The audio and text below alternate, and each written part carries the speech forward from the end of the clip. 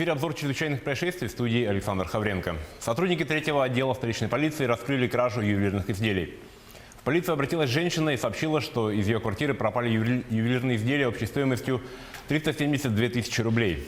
Полицейские установили причастность к похищению сожителя потерпевшей. 28-летний мужчина оказался из лиц, ранее неоднократно привлекавшихся к уголовной ответственности.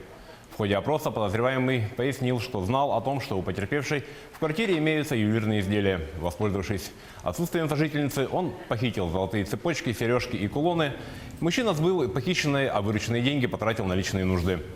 Часть похищенного была изъята и в скором времени будет возвращена владелице. Возбуждено уголовное дело по статье «Кража», санкции по которой предусматривают наказание в виде лишения свободы на сроком до 6 лет. В Якутске к длительному сроку лишения свободы осужден мужчина, прибывший в столицу для сбыта наркотических средств.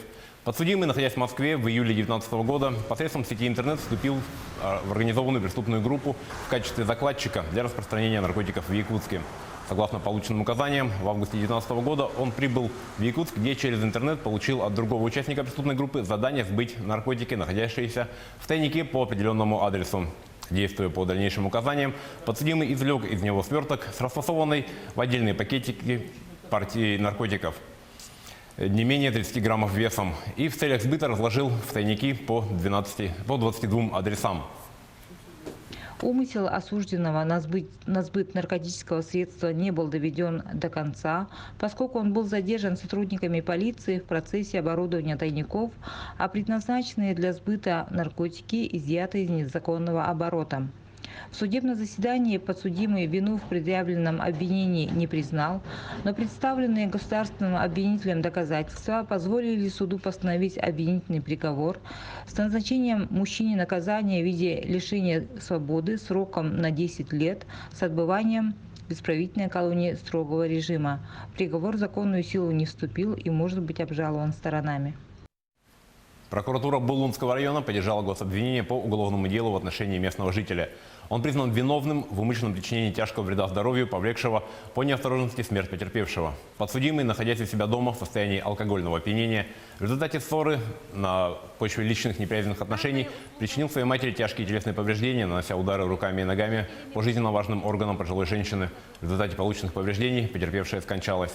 По результатам рассмотрения уголовного дела суд приговорил мужчину к 8 годам лишения свободы с отбыванием наказания в исправительной колонии строгого режима. Приговор в законную силу вступил. В дежурную часть 1-го отдела встречной полиции с заявлением обратилась местный житель, который сообщил, что из его квартиры совершена кража. Похищено 3 бутылки водки и сумка, внутри которой находились документы и банковская карта. Полицейские установили, что потерпевший лег спать, забыв запереть входную дверь. В результате оперативных мероприятий был установлен и задержан подозреваемый в квартирной краже. Им оказался безработный 38-летний местный житель. Выяснилось, что ранним утром мужчина обнаружил квартиру с незапертой входной дверью. Зашел в нее, похитил личное имущество и тихо покинул жилище. В ходе обыска у злоумышленника часть похищенного имущества была изъята. Возбуждено уголовное дело по статье «Кража, совершенная с незаконным проникновением в жилище». 3 детей и 4 взрослых погибли в результате пожара в частном доме в городе Нижний Ломов Пензенской области. Об этом сообщает пресс-служба МЧС России. По информации ведомства, на момент прибытия пожарных на месте происшествия наблюдался открытый огонь и сильное задымление в доме. После того, как пожар был потушен, в доме обнаружены 7 погибших, в том числе 2 девочки 2012 года рождения и 1 ребенок 2008 года рождения. В результате происшествия полностью сгорели дом площадью 100 квадратных метров и надворные постройки. Кроме того, повредилась кровля соседнего дома. На месте пожара работают дознаватели и испытательная пожарная лаборатория. К ликвидации последствий были привлечены 18 человек личного состава и 6 единиц техники. Пожар был локализован и ликвидирован. На месте пожара обнаружено 7 погибших, 3 детей и 4 взрослых.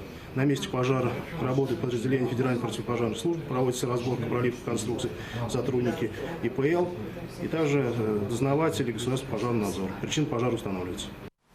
На этом наш выпуск подошел к концу. О чрезвычайных происшествиях в мире, стране и республике мы расскажем в следующих выпусках новостей.